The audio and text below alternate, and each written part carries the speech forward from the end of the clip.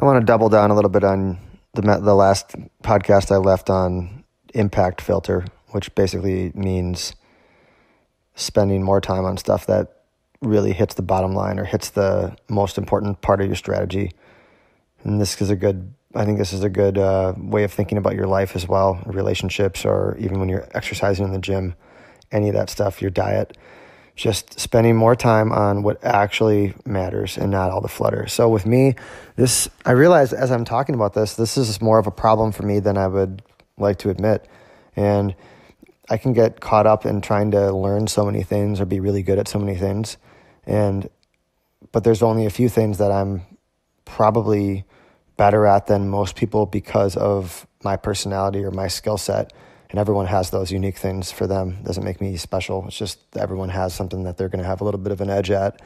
And those are the things that make me the most money, and I should focus most of my time on those. They're the most rewarding things. And when I'm cluttering around for me, I've left messages about this before, about digging through quarterly reports and getting really, I don't know, like an accountant or a detective. That stuff is fun for a little bit for me, but I don't like to get too muddied in that because it takes away from what I'm naturally good at, which are spotting trends and kind of noticing things that don't make sense and not really getting super stuck in the mud and in the details. But I absolutely need to work with people or be around people who are good at those details and who really want to dig through them to make some of my analysis more complete. So I need to build something around me that really takes advantage. It's either adding those people in and getting more people who can help me with that, who I can collaborate with or work with, however that shakes out, or defining what it is I'm good at and writing it down and really putting more time each day, spending time in the morning right away doing those things, setting myself up for that kind of success. And not, because it's the thing where you wander through the day and I just need to really do, X, Y, and Z today, which is my most important stuff. And then you end up, you're surfing around reading articles about the market. You're putting out little things come up during the day.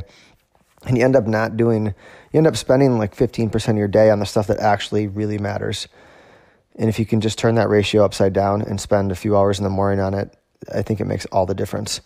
So I'm thinking as I'm talking because I can see I was at my parents' house, and I always talk about when I'm with my parents because it's funny. You see traits in your family and you realize that they're part of you, and you get to know more and more about why you are the way you are for some stuff.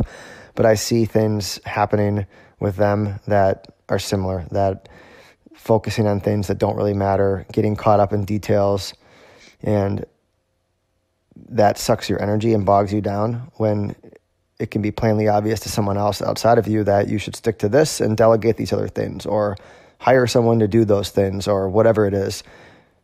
I know you don't necessarily need to hire somebody for everything, but it can really suck your energy to try to put together a desk from IKEA for 5 hours when you can hire a TaskRabbit to do it for $100 and then get your work done and make more money. Just things like that you don't think about, that just don't make a lot of sense sometimes. So maybe this stirs up some ideas for you guys, but it's something that I'm going to work on today a little bit and next week to get more precise and focused on how can I cut out some clutter and really zero in on what I'm good at.